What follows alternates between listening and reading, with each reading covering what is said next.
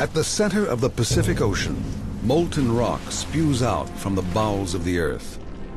It's like a scene from the earliest days of our planet. New land is being created. This is Hawaii, where two of the world's most active volcanoes thrust bare land from out of the sea.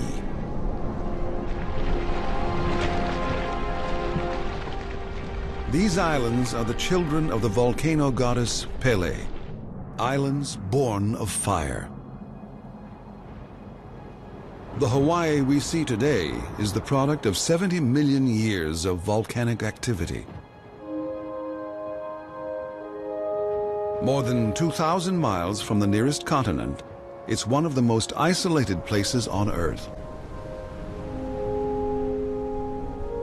But these towering cliffs are both a beacon and a refuge, an oasis in the vast Pacific Ocean, where global migrants that have traveled great distances across the open ocean come to shelter for 6 months or more.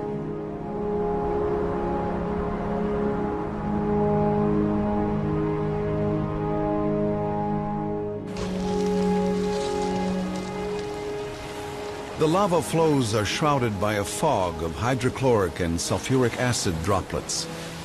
These fingers of incandescent rock at temperatures of over 2,000 degrees flow into the sea and cool rapidly, solidifying into dark basalt.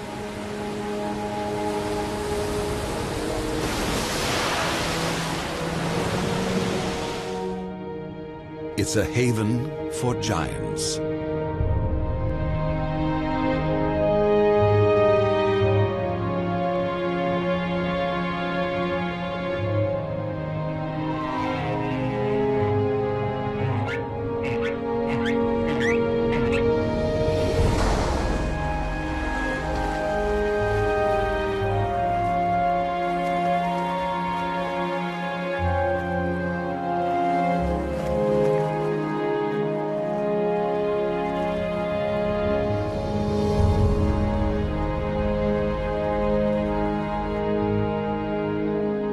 Hawaii is the winter home of humpback whales.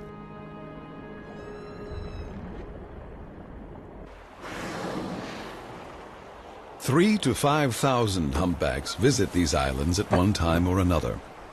That's about 2/3 of the population in the northern Pacific Ocean. And it's here that the females come to give birth. A humpback mother carries her baby for nearly 12 months. And now, in these warm, subtropical waters, her calf is about to enter the world.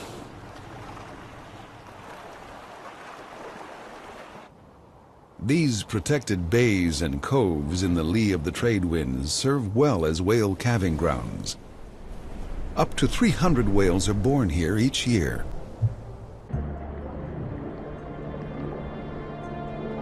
This newborn is a female. Weighing in at 1.5 tons, she's quite a baby. Just after her birth, her mother nudged her gently to the surface to take her first breath.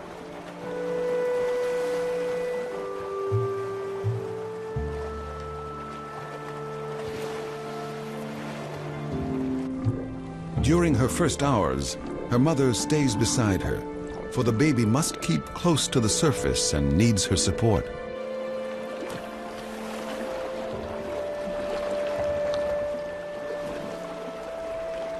Before long, she starts to play.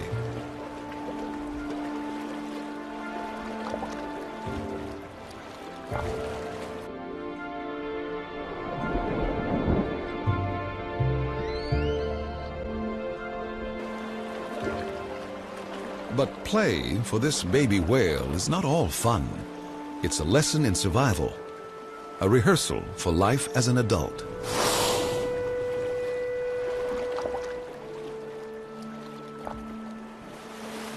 Humpbacks have the longest pectoral fins of any whale. When slapped on the surface, the sound travels far underwater. Baby tries as best she can, but she hasn't yet got full control of her flippers. Her mother shows her again. It'll be a while yet before the young calf perfects her own technique, but her mother patiently continues the lessons.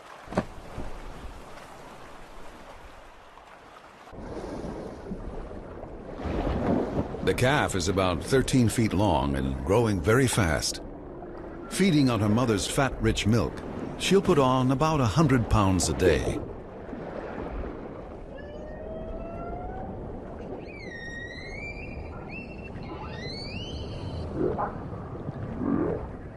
Mother and baby touch one another frequently. The calf depends on her mother not only for nourishment, but also for protection and guidance. This is how to proclaim your presence. Tail slapping. Mother demonstrates.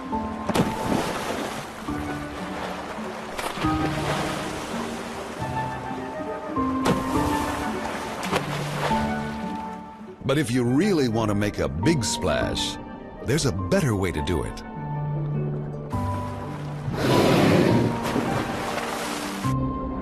It's a behavior known as breaching, when half the body or more is clear of the water. To do it well, a whale needs to dive below and take a good run at it.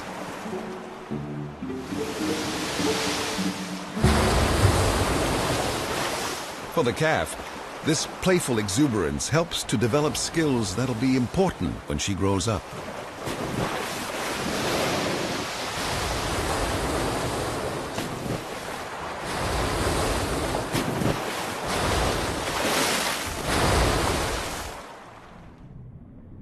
Her adult colors have yet to appear, but when they do, she won't be the same color all over.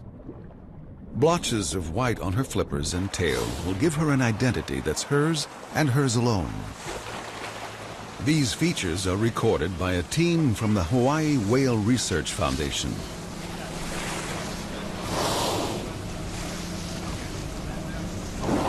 They're out here to get photographs of flippers and tail flukes, and Dr. Dan Salden is one of those behind the camera. Around me, I'm going to need to have visual lines to get these flukes. Okay.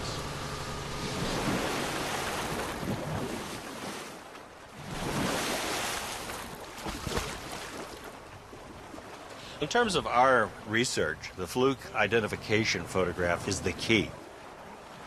Humpback flukes are like a human fingerprint in that no two are exactly alike. Sometimes as a result of injury, sometimes simply genetic variations. Each fluke has a different shape, different markings, and they range all the way from flukes that are virtually all black to flukes that have a great deal of white in them. The identification is based on the scratches or marks that appear in that fluke, as well as patches that may exist, where those patches are, and so forth. So we analyze those photographs pretty much the same way that humans analyze human fingerprints to identify who humans are. The photographs of flukes and flippers help scientists track each individual across oceans. Wherever it goes and whatever it does, scientists will know who it is. The young female's flippers are mostly dark. But this male calf has mostly white flippers. When he grows up, he'll have the longest limbs in the world, up to 16 feet long, a third of his body length. White pet guy, there's another one right over here. Yeah, this white peck one here. I think that's him.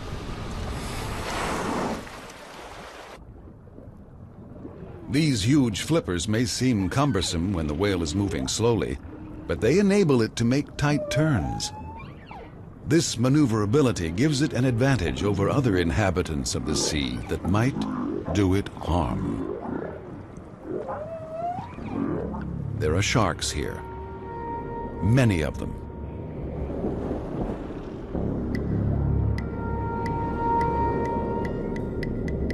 Gray reef sharks patrol the drop-off into deep water, but they're only a danger to a whale calf if it's injured or sick.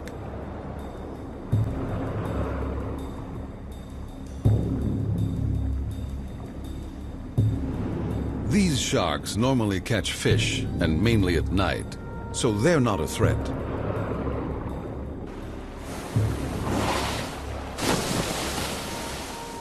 Whales, though, threaten each other. Far from being a gentle giant, a bull humpback is extremely aggressive and demonstrates his power by slapping his chin on the water, head lunging.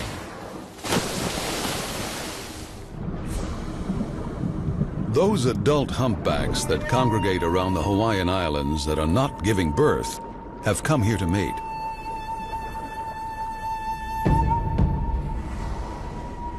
The waters offshore act as a vast undersea theater many miles across, in which the leading performers, 45-ton humpback whales, show off, powering through the sea at 15 miles per hour. The young female's mother is not yet ready to mate, but she's gained an admirer, and mother and baby are shepherded away from the danger zone by the new escort.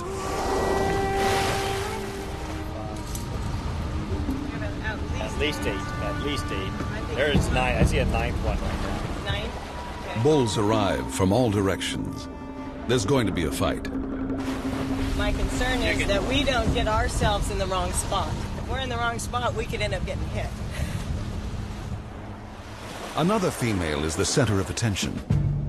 She's the one with lighter skin color and turned up tips on her tail flukes. Pheromones in the water indicate she's ready to mate, and the bulls know it. A large bull moves in. He is the primary escort. He blows a cloud of bubbles, which obscures the female from the other males. But she's attracting quite a following, and the bulls jostle for the best position right next to her. The primary escort emits a huge burst of bubbles from his mouth. Some here are juvenile males. They haven't a hope of shifting the large bull, but they're here to learn. The primary escort uses blocking tactics to keep the other whales out, butting the others with his barnacle-encrusted head. There's one right here off our bow coming at you.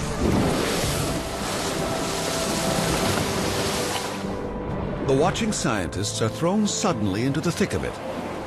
The female uses their boat to shield her from the fighting bulls.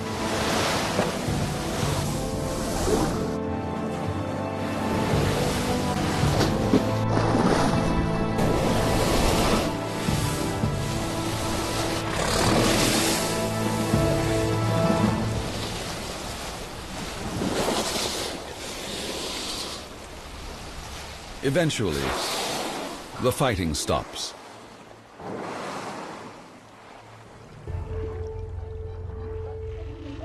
The primary escort has retained his position next to the female, and when she's ready to mate, he has a chance of being the father of her next calf.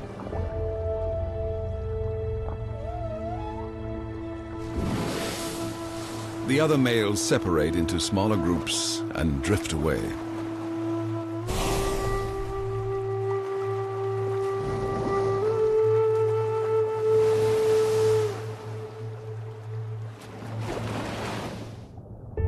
They space themselves a half a mile or so apart. Some just hang in the water.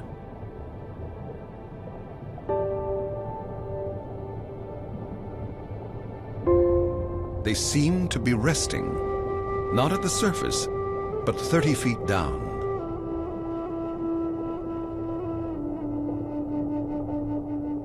They hold their breath not for 10 minutes, like the more active whales, but for half an hour or more.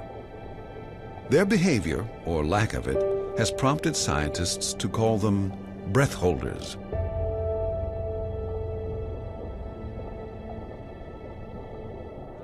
Some whales hang in the water with their heads pointing down, and then they do the most extraordinary thing. They start to sing.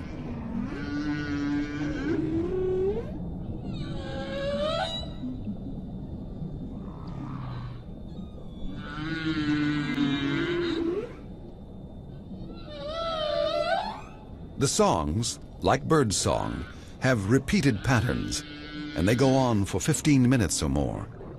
And every male in Hawaiian waters is singing the same song, a song that somehow gradually changes through time.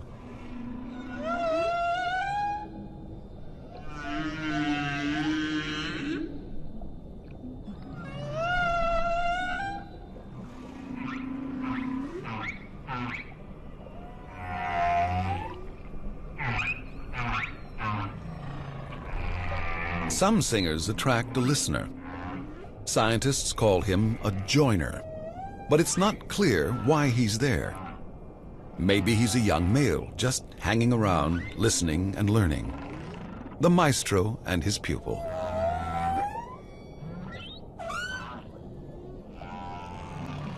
The white-flippered calf not only hears the songs, but also feels them. The lowest notes are so loud and carry so far underwater that they reverberate through his entire body. One day, he'll be a singer just like them. But for now, he stays close to his mother, venturing no farther than 25 yards away at most. A large bull stands off. He's guarding the mother and her calf from other males. If he senses them moving in, he hides the female behind a dense trail of bubbles, like a smokescreen. He's not the calf's father. He's simply waiting patiently for an opportunity to mate with its mother. He'll have a long wait. The female won't be ready to mate again for another year. But he's very protective, and he's sensed danger.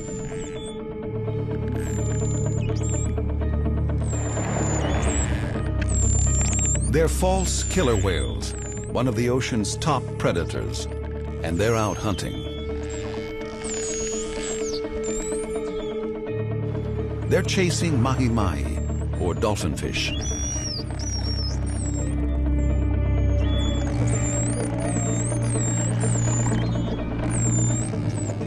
One takes refuge under the research boat, but it will not be safe for long.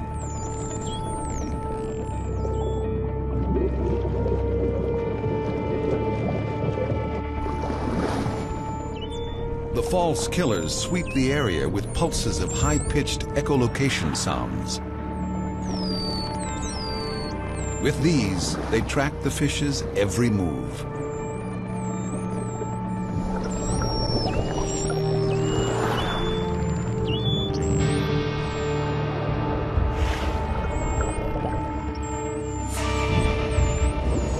But rather than eat it, they seem to play with their prey, like a cat with a mouse. The fish is disoriented. It all appears to be a game.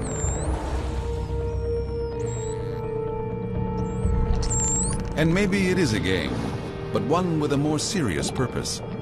A means by which young false killer whales learn how to kill.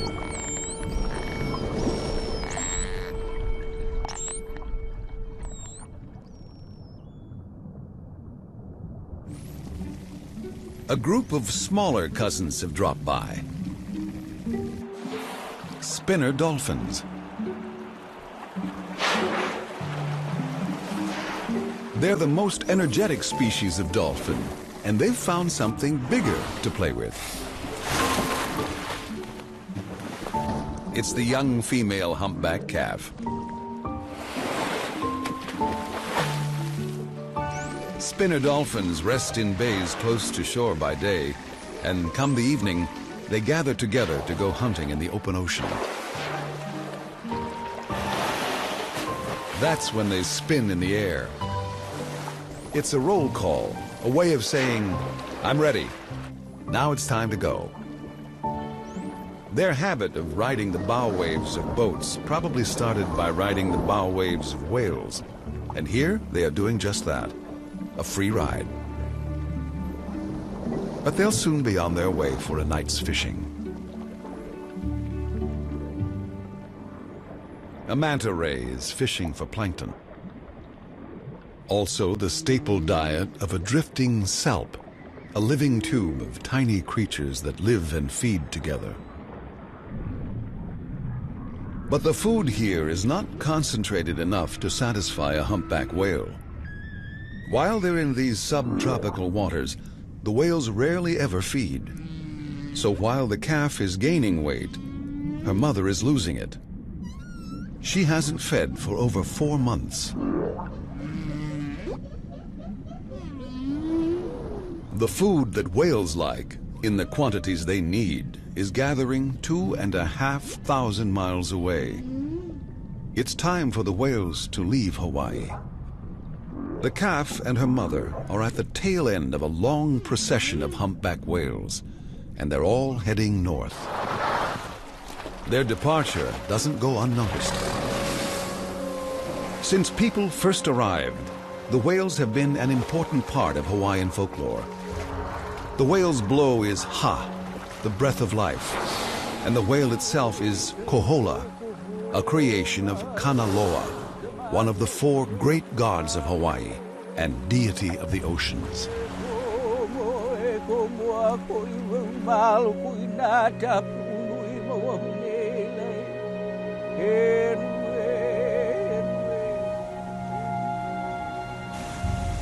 Everything in the natural world, mountains, waterfalls, sharks, and whales, has great significance in Hawaiian legend.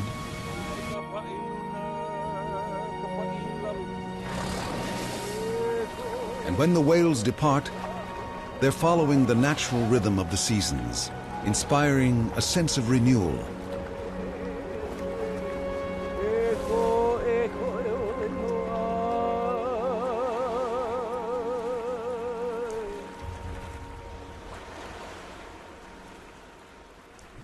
Spring finds the whales scattered across the ocean, but they're all heading the same way. One theory suggests they're guided by the Earth's magnetic field. Tiny particles of iron attached to nerves in their brain act like a compass, and it's extremely accurate. During the first third of the journey, the whale's heading is within 1 degree of magnetic north.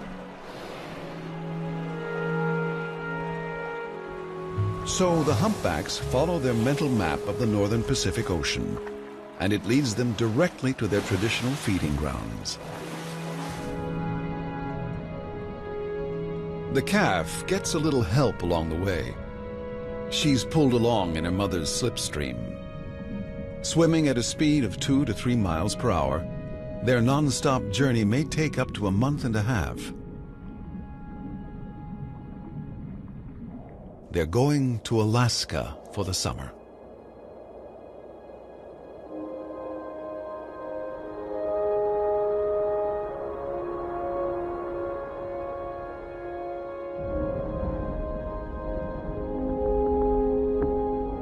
Carved by giant glaciers, Alaska's Pacific coast is a land born not of fire, but of ice.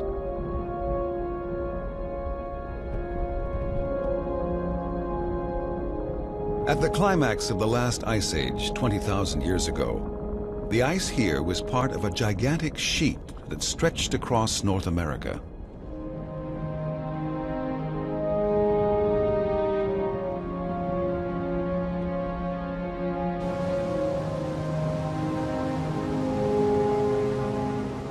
About 10,000 years ago, much of the ice melted and the glaciers receded, leaving a landscape of ice-carved mountains and valleys.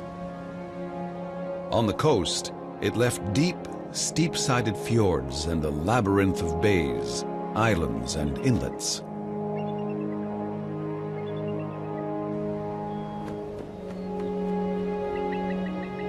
This is the Alexander Archipelago. More than 1,000 timbered islands and rocky islets off Alaska's southeast coast.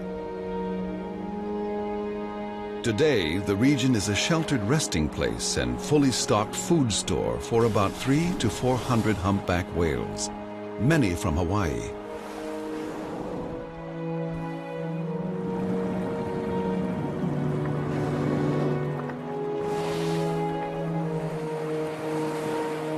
For the young female, everything's about to change.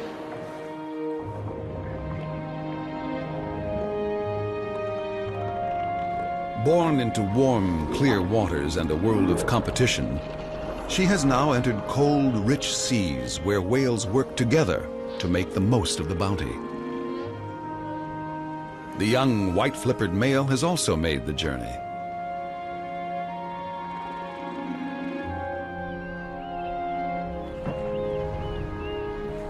Each whale announces its arrival, and waiting for them is another group of scientists. Mothers and calves will not go unnoticed. They're now part of a Pacific-wide study to find out where humpbacks go and what they do. And maybe why they do it.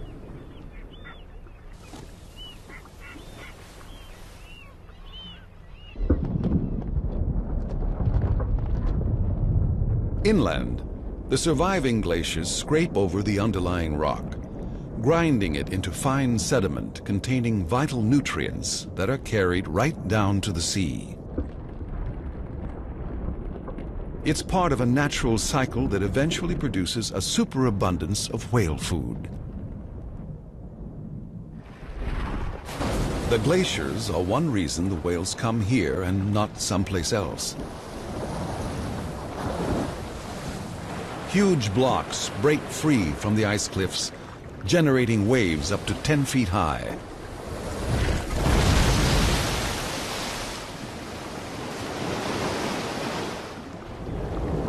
Some bergs fragment at the base of the ice cliff, over 600 feet underwater. They're called shooters because they shoot up from the depths. They become part of the berg ice that is scattered across fjords and bays.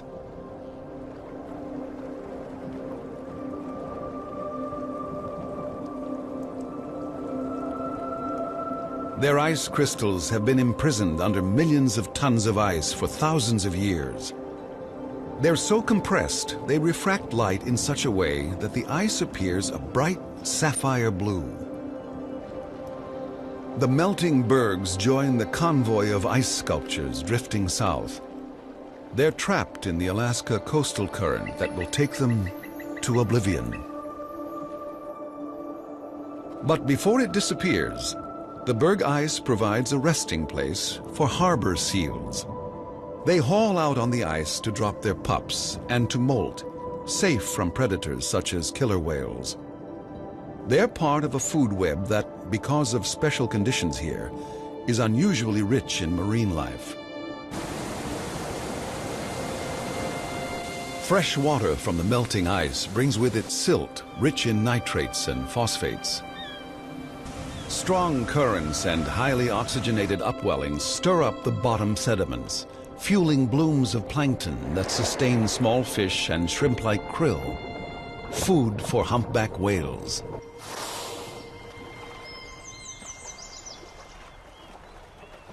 This whale blows a small net made of bubbles, which concentrates the krill in a tight ball so that the whale can swallow it in a single gulp.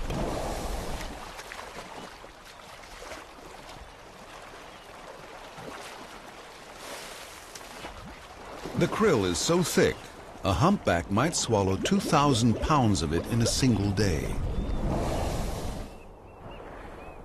While the Hawaiian scientists were observing courtship, the Alaskan biologists focus on feeding. Cynthia DeVincent of the Intersea Foundation has documented feeding behavior for the past 30 years. She was one of the first to reveal that humpback whales in Alaskan waters cooperate when they feed. Well, lateral lunge feeding is employed where there are some whales that come up in a vertical orientation and others on their side. Whales are targeting out whatever prey species is in the greatest quantity where they are. For the whales that are feeding on krill, when they roll over on their side and take great long scoops, the krill is close to the surface of the water, and that's the most effective means for consuming that prey. Sometimes we'll see a second whale come and join the first whale that's coming up, and we call this echelon feeding. The first whale creates an upwelling that brings the krill to the surface. The second whale benefits from that.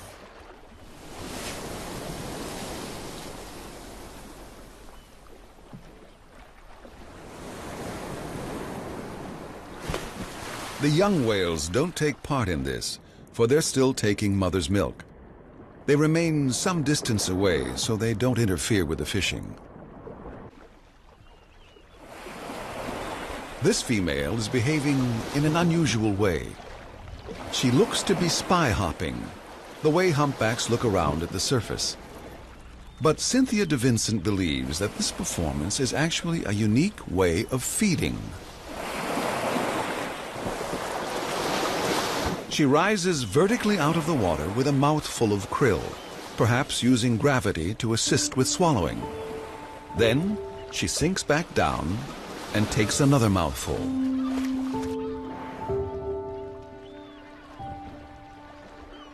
In nearby Chatham Strait, small groups of whales work the shoreline.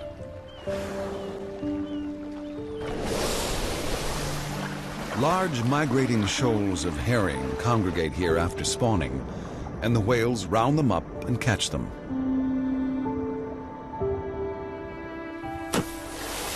A fishing party has found the main shoal and signals to other whales by slapping their flippers on the surface. They also breach. It's an invitation, perhaps, to join the feast.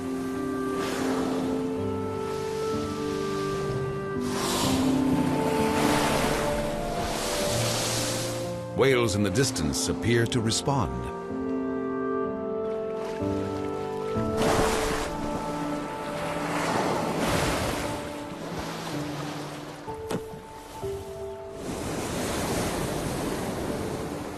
The group is almost ready.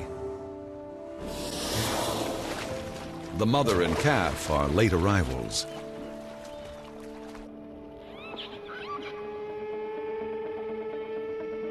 But something else has heard the commotion, something far more sinister.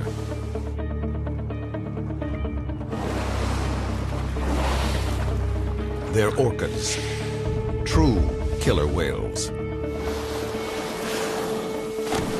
The humpbacks sense the orcas are not far away. They become agitated and chin slap, the aggressive display that might intimidate the killers.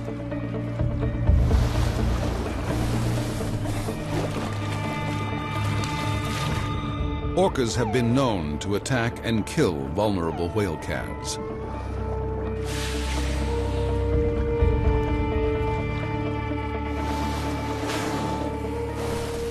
Mother humpbacks and their young gather into a bigger group.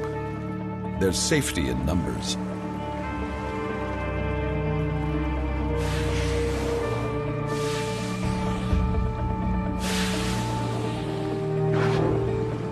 But one mother and calf have become isolated.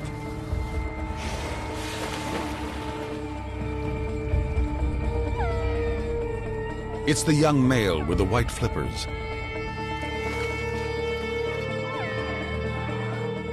The mother's powerful tail could be used as a weapon if she needs one.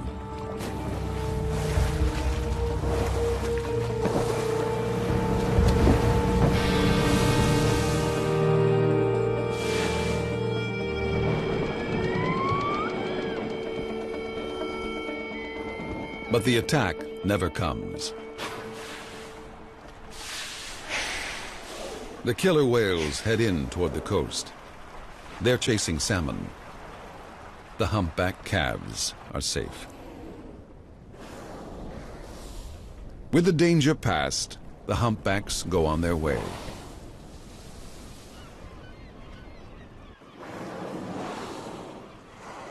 Some gather into feeding groups of about 10 whales. In Hawaii, the whales were aggressive toward one another. But in Alaska, some groups work together.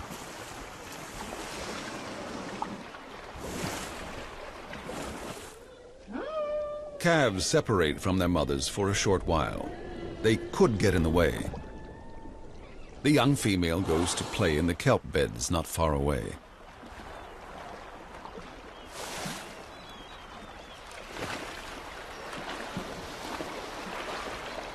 The fishing's begun, and they're about to behave in a way that has only been observed among humpbacks.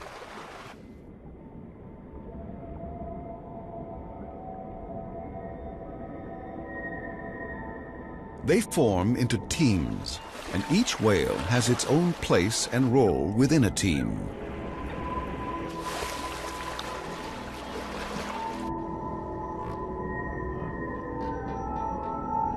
When all the whales are at the right depth, one whale starts to blow a huge ring of bubbles.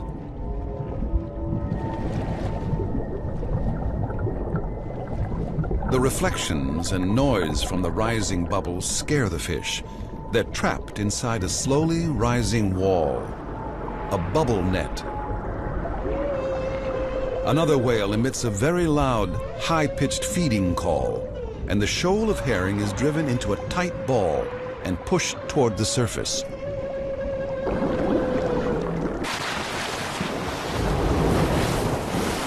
Each whale takes a great mouthful of fish and seawater. They force out the water using their sieve-like baleen plates and swallow the herring. Then, one by one, the team dives down, and they do it all over again.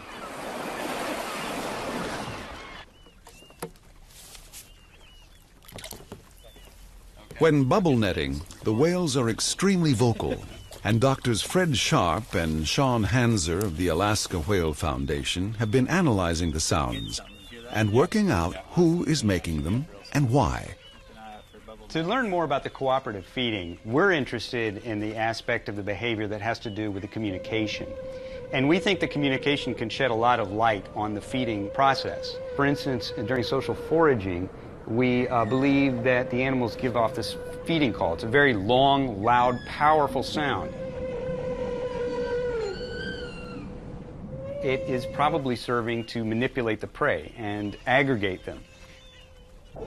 We find that a lot of feed calls tend to be right around 500 hertz. That's a fairly low sound, but it seems to be fairly consistent. We may be able to start telling individuals apart by those individual differences that are occurring in the calls.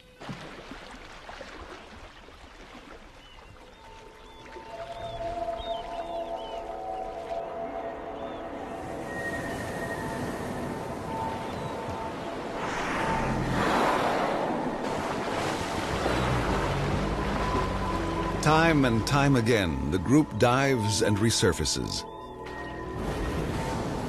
And entire shoals of herring disappear in a single collective gulp.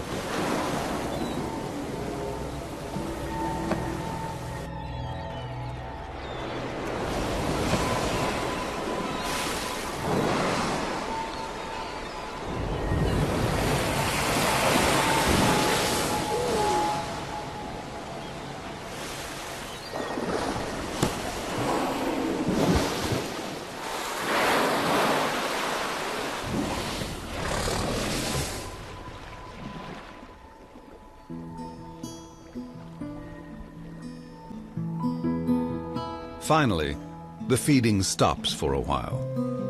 Exhausted, but with bellies full, the whales make for still waters in the secluded bays of Inside Passage. It's time to rest. Time to regain the energy needed to feed again. The whales must feed well, for come the winter, many will not feed at all for 4 months or more. Like giant logs, they lie almost motionless on the surface. A resting group, an afternoon siesta. And monitoring any move they make is Cynthia DeVincent. It's not uncommon that we see sleeping whales in the middle of the day, and it seems as if when one whale starts to sleep, it doesn't take much to set others off, and they all go to sleep. And sometimes you can look around, and everywhere you look will be these islands, and they look like islands. Big behemoths sound asleep. They just hang there, almost in suspension, with their dorsal fin up, almost as if they're balanced, with their rostrum, their head, just beneath the surface of the water. And an automatic reflex brings their head up, and the blowholes have delicate receptors that detect the surface of the water and cause them to open to take a breath.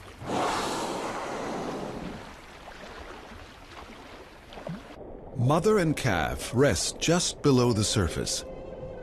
One half of their brain remains awake, while the other half sleeps, so they're always alert to danger.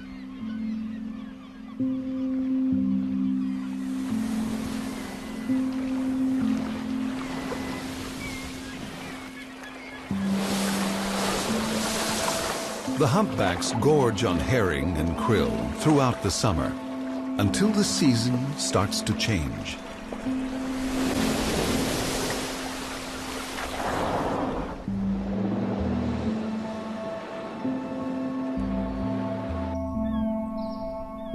As winter approaches, the snow line descends almost to the water's edge. Stellar sea lions weave among the feeding whales. They seem to steal food almost out of the humpback's mouth.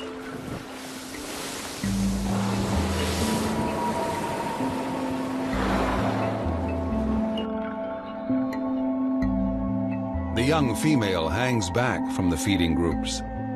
She won't join in completely until next spring.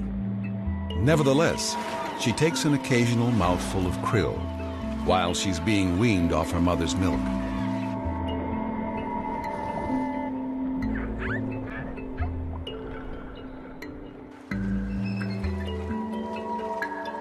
By September, the whale's food supply is dwindling. Most of the surviving herring shoals have moved into deeper water. The fishing is not as productive as it was in early summer, but a few whales keep at it.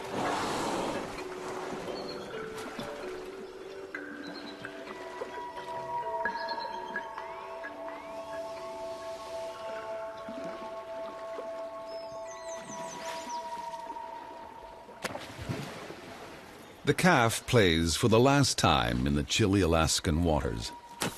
Ahead lie at least 4 winter months when there is very little food here. Mother and daughter are almost ready to head back south.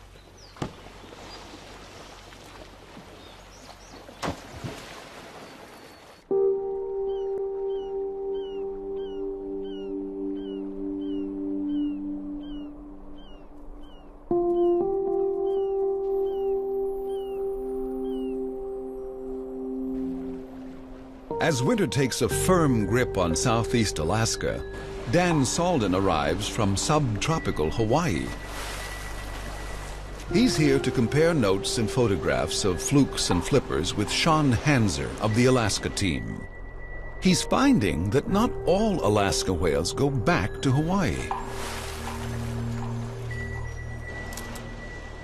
Well, we finished some collaborative work with other researchers in what we call mark recapture, and you analyze the total number of fluke identifications you have and how many of those are resites, animals that you have cited before. And we've learned about movements of the populations, interchanges that take place between winter ground areas and summer feeding areas. Humpbacks have a place where they love to go to eat, and basically they will go to that place until such time as the food moves, and then they'll follow the food. And they're very faithful to those areas, just as they're very faithful to their breeding ground. But we found they weren't completely faithful. We've had at least 8 animals that have switched between Mexico and Hawaii. And you begin to gather a glimpse of what the big picture is all about. And that big picture is a North Pacific population of some 6,000 whales that spend their summers on feeding grounds in Alaska and their winters off the coasts of Hawaii, Mexico, and southern Japan. Some of the whales don't leave at all. Perhaps they're juveniles or older, non-breeding whales. They don't bother to migrate. The remaining whales are joined by huge rafts of long-tailed ducks. They dive deep to chase the krill, down to 250 feet or more. Whales and ducks are in competition for any food that's left. But the ducks will soon migrate too.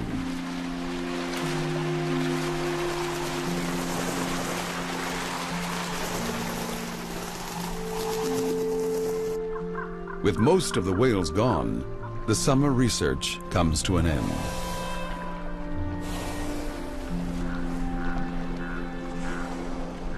The whales are heading south.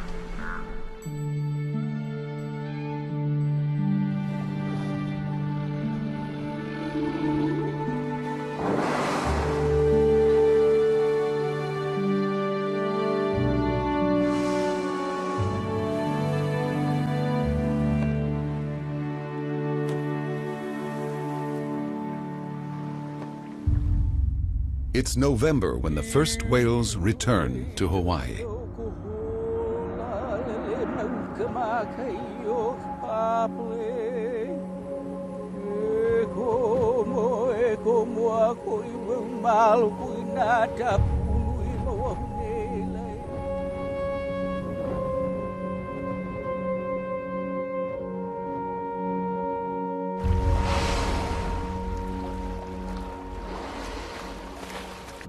For mother and daughter, the journey south was uneventful, and they're both in good health. The young female is not a calf anymore. She's doubled her length since she was born, and is 8 times as heavy. The young male with the white flippers is back too.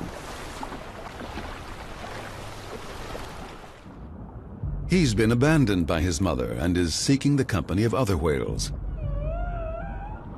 There's also a noticeable change in the behavior of the young female's mother. Some distance away, a bull humpback makes a beeline for the older female. He can't see her yet, but he can hear her. And all the other males in the vicinity have picked up the low-pitched sounds she uses to talk to her daughter.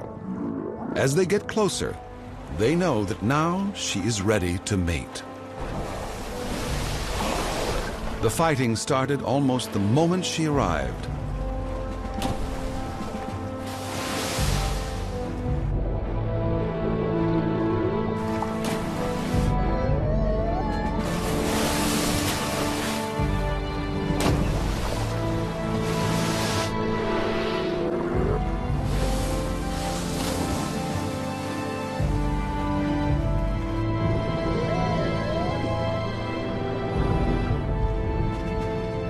The primary escort moves alongside the female and defends his position.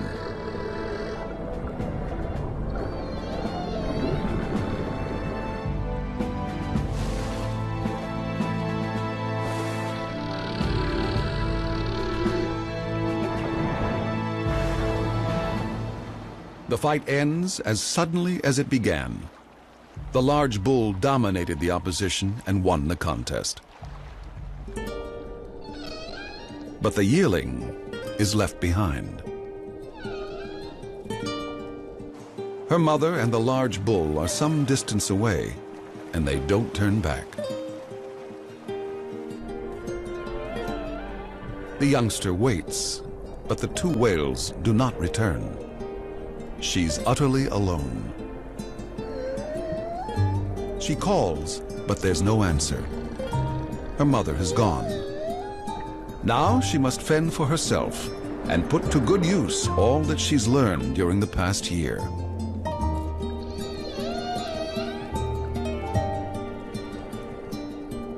But she's not alone after all. There's another youngster here. He's been abandoned too, and like the young female, he's calm and inquisitive. Even juvenile whales find time to play, but play with a purpose. They rehearse a courtship ballet.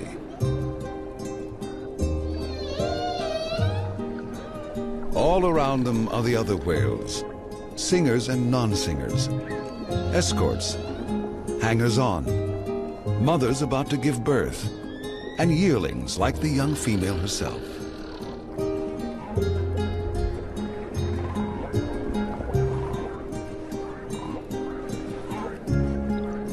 Like any young beauty, one day she'll be chased by the boys, courted, and won over.